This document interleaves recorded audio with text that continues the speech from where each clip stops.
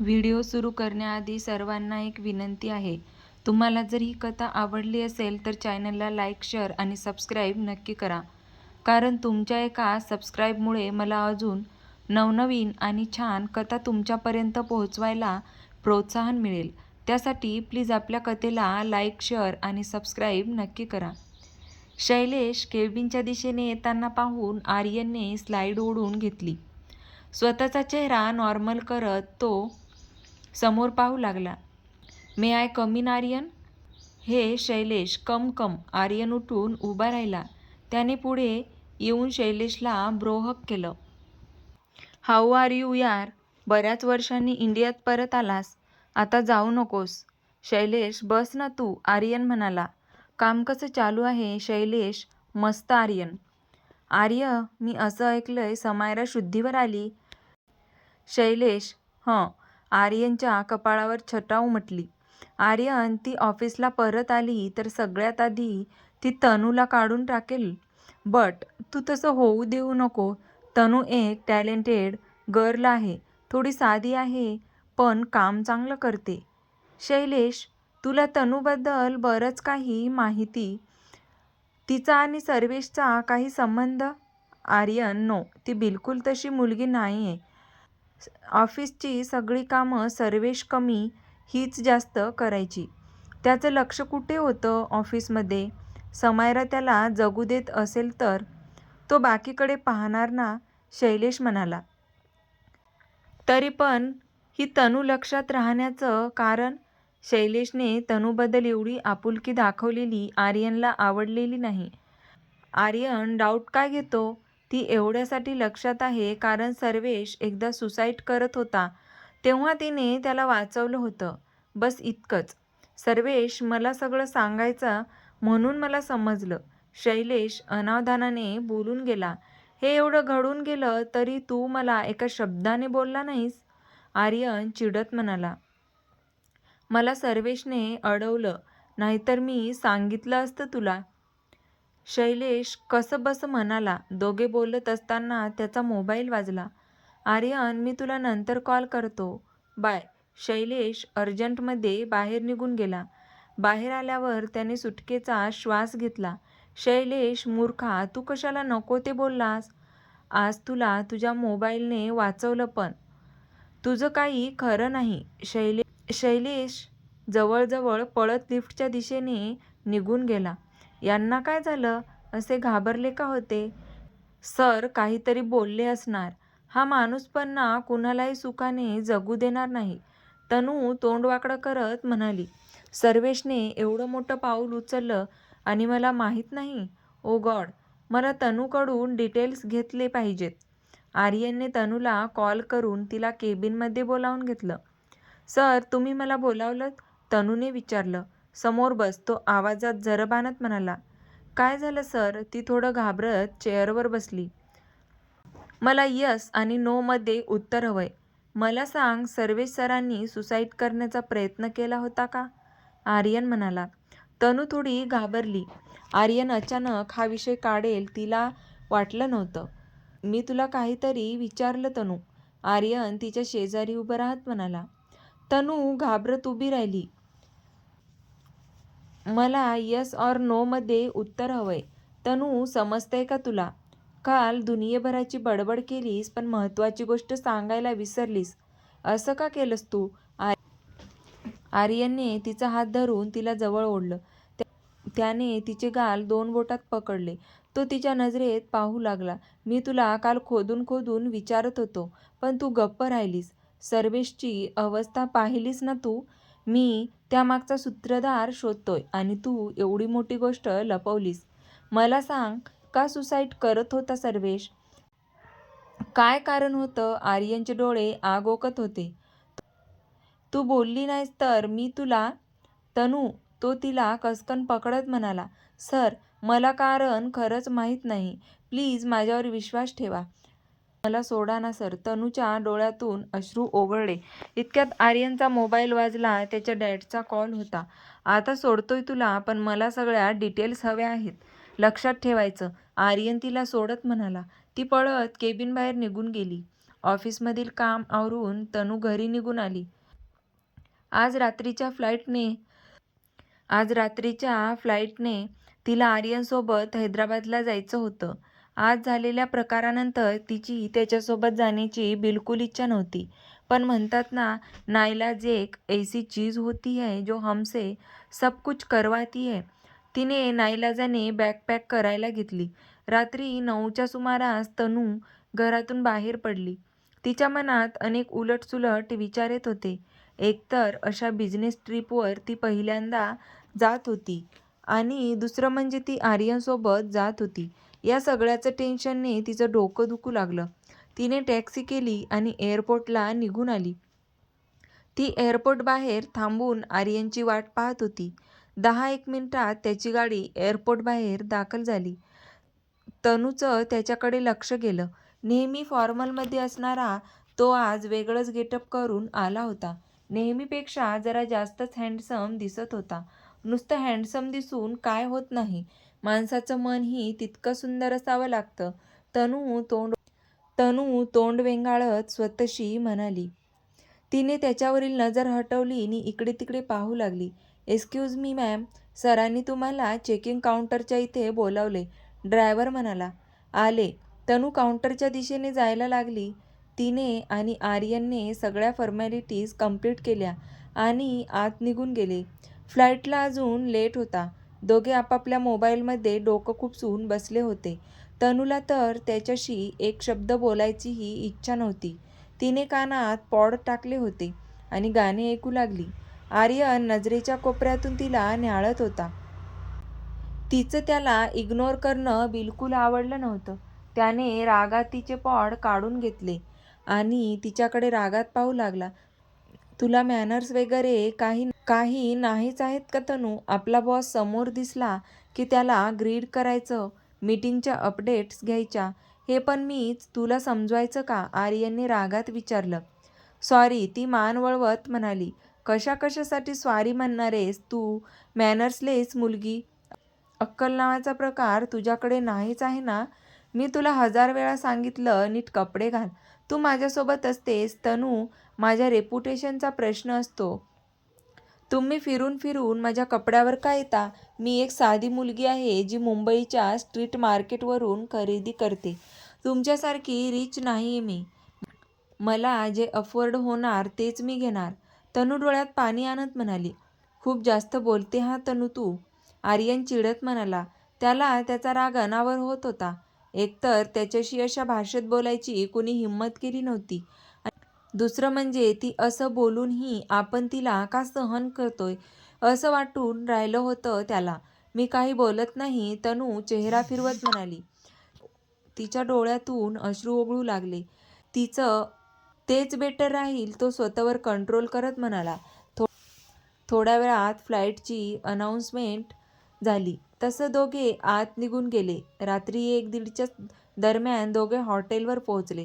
तिने रूमवर आल्या चेंज केलं आणि बेडवर आडवी झाली. एवढ्या आलिशान हॉटेलमध्ये राहायला मिळाल्यावर ती खुश असायला हवी होती, पण ती नाराज होती आर्यनच्या वागण्यामुळे. आर्यनने रूममध्ये आल्या बाथ घेतला आणि विस्की पिऊ लागला. राहून त्याला त्याच्या नजरेसमोर तनूचा चेहरा येत होता. त्याने तिला कॉल केला. आर्यनचा कॉल पाहून तिला आश्चर्य वाटलं. तिने नाईलाजाने कॉल रिसीव्ह केला. हॅलो सर, 5 मिनिटाच्या आत तू मला माझ्या रूममध्ये हवी आहेस, महत्त्वाचं काम आहे. तिचं उत्तर न ऐकता त्याने कॉल कट केला. किती विचित्र आहे हा माणूस. एवढ्या रात्री याचं काय काम आहे यार? सुखाने झोपूही देत नाही. तनू वैतागत त्याला भेटायला जायला निघाली. तिने त्याच्या रूमवर नॉक केलं. आर्यनने रूमचा दरवाजा उघडला. तुम्ही मला बोलावलंत सर? तनूने थोडं भीतभीतच विचारलं. त्याच्या हातात विस्कीचा ग्लास पाहून तिला कसंसं झालं. हं, आत ये, आर्यन मागे वळत म्हणाला. एवढ्या रात्री तुमचं माझ्याकडे काय काम आहे? तनूने कचरतच विचारलं. माझ्याशी एवढ्या ताट्यात बोलायचं नाही हा परत. एकदा सांगतोय, माझ्याशी अदबीने बोलायचं, समजलं? आर्यन तिच्यावर नजर रोखत म्हणाला. ते मी. तनूने पटकन मान खाली घातली. तिला त्याची भीती वाटू लागली होती. तो जसं तिच्या जवळ येत होता तसं ती मागे सरकत होती. "घाबरायला काय झालं? मी तुला काही केलं का?" त्याने विचारलं. "प्लीज तुम्ही माझ्याशी असं बोलू नका. तुमचं काही काम असेल तर मी ते नक्की करेल. पण बाकी गोष्टी मला जमणार नाहीत. माझ्याबद्दल कोणी विचित्र विचार केला ते मला सहन होणार नाही. तुम्ही माझ्यापासून दूर राहिलात तरच तुमच्यासाठी चांगलं असेल." तनू भीतभीत आर्यनला म्हणाली. "काय म्हणालीस? तू माझ्यासाठी चांगलं असेल काय करणार आहेस गं तू? तू माझं काय वाकडं करणार आहेस?" तो डेस्ककडे गेला. त्याने डेस्कवरील फाईल तिच्याकडे भिरकवली. "यात उद्याच्या मीटिंगच्या डिटेल्स आहेत. नीट बघून घे. सकाळी 9 वाजता आपण इथून बाहेर पडतोय. Is that clear?" त्याने तिच्यावर नजर रोखत विचारलं. "हं." तिने हुंदका ओठातच दाबला आणि ती फाईल घेऊन पटकन बाहेर निघून गेली. तनूने रूममध्ये आल्या आल्या धाडकन दरवाजा लावून घेतला. ती डोळ्यावर हात ठेवून रडू लागली. आर्यन मात्र रिलॅक्स बसून होता. त्याच्या चेहऱ्यावर हसू पसरलं होतं. "ही मुलगी खरंच वेगळी आहे. आर्यन, हिला तुझ्या पैशाशी, तुझ्या लूकशी काही घेणं देणं नाहीये. ती घाबरली की अगदी भित्रास असा वाटते. आर्यन लाईक हर." आर्यन स्वतःशी म्हणाला. "आर्यन, तू तिला असंच घाबरवत राहिलास तर ती तुझ्या जवळही फिरकणार नाही. हे सगळं तुझ्यामुळंच होतंय. माझ्या आयुष्याची पार वाट लावून टाकलीस तू समायरा. आणि आता सर्वेशच्या आयुष्याचीही. मी तुला सहजासहजी सोडणार नाही." त्याने रागात हात आपटला. बराच वेळ तो विचार करत बसून होता. तनूचे विचार त्याच्यावर हावी होत होते. विचार करत तो झोपी गेला. सकाळी 7:00-7:30च्या सुमारास तनूच्या रूम डोअरवर नॉक झालं. तनू ही नुकतीच अंघोळ करून आली होती. तिने रूमचा दरवाजा उघडला. "Yes, hello ma'am. आर्यन सरांनी तुमच्यासाठी हे ड्रेस पाठवलेत." "Okay, thanks." तनूने तिच्या हातातून ड्रेस घेतले आणि दरवाजा बंद करून आत आली. "तनू, यातला एखादा ड्रेस तरी घाल बाई, नाहीतर तो वेडपट माणूस परत तुझा पाणउतारा करायचा. आणि आईशप्पथ, जर मला दुसरा जॉब मिळाला ना तर मी पळत पळत निघून जाईल. या मूर्ख माणसासोबत बिलकुल थांबणार नाही." तनू चेंज करत बडबडत होती. तिने चेंज केलं, आवरलं आणि 8च्या सुमारास ती खाली आली. आर्यनने तिला नाश्त्यासाठी खाली बोलावलं होतं. आर्यन तिची खाली वाट पाहत होता. एकीकडे त्याचे कॉल्स चालू होते. बोलता बोलता त्याची नजर एंट्रन्सवर गेली. क्षणभर त्याचं हृदय जोराने धडधडू लागलं. तो भान हरपून समोरून येणाऱ्या तनूकडे पाहत होता. ती खरंच खूप सुंदर दिसत होती. "Good morning sir." तिने त्याला मॉर्निंग विश केलं. "Good morning." तो हलकं हसत म्हणाला. त्याने तिला बसायचा इशारा केला तसं ती त्याच्यासमोर बसली. त्याने दोघांसाठी नाश्ता ऑर्डर केला. आर्यनचं कॉलवर बोलणं झालं तसं तो तिच्याकडे वळला. "काल दिलेली फाईल?" आर्यनने तिच्यावर नजर रोखत विचारलं. "हं, पाहिली." ती हळू आवाजात म्हणाली. बोलताना तिची मान खालीच होती. आल्यापासून ती त्याच्याकडे पाहणं टाळत होती. "तू माझ्याकडे पाहत का नाहीयेस?" बोलताना समोरच्या व्यक्तीच्या नजरेत नजर घालून बोलावं तनू. "भित्री लोक नजर चोरतात." आर्यन तिला म्हणाला. "असं काही नसतं." ती चेहरा फिरवत म्हणाली. त्याच्या टेबलसमोरील माणूस आल्यापासून तनूकडे एकटक पाहत होता. आर्यनची नजर त्याच्यावर होती. समोर नाश्ता आला तसं आर्यनने तिला नाश्ता करायचं खुणावलं. ती शांतपणे नाश्ता करू लागली. नाश्ता वगैरे आवरून दोघेही मीटिंगला जायला निघाले. ते दोघे बाहेर पडले तसं तो माणूसही बाहेर पडला. तो या दोघांना फॉलो करत होता. नजर तर तनूवरच स्थिरावली होती. तनूनेही त्याचं वागणं नोटीस केलं होतं. ती मनातून घाबरली होती. त्याला एकटक तनूने पाहताना पाहून आर्यनचं डोकं सटकलं. तो रागात त्या माणसासमोर येऊन उभा राहिला. "काय चाललंय?" आर्यन त्या माणसाच्या डोळ्यात डोळे घालत पाहत म्हणाला. "मी काय केलंय मिस्टर?" तो भोळेपणाचा आवाजात म्हणाला. "तुला नाही माहीत तू काय करतोस ते? ठीक आहे, मी सांगतो ना तुला." आर्यनने त्याची कॉलर पकडली आणि त्याला बाजूला फेकलं. "सर सर, काय करताय तुम्ही? प्लीज इथून चला, आपल्याला मीटिंगला जायला उशीर होतोय." तनू आर्यनला थांबवण्याचा प्रयत्न करत म्हणाली. "तू मध्ये पडायचं नाही हा.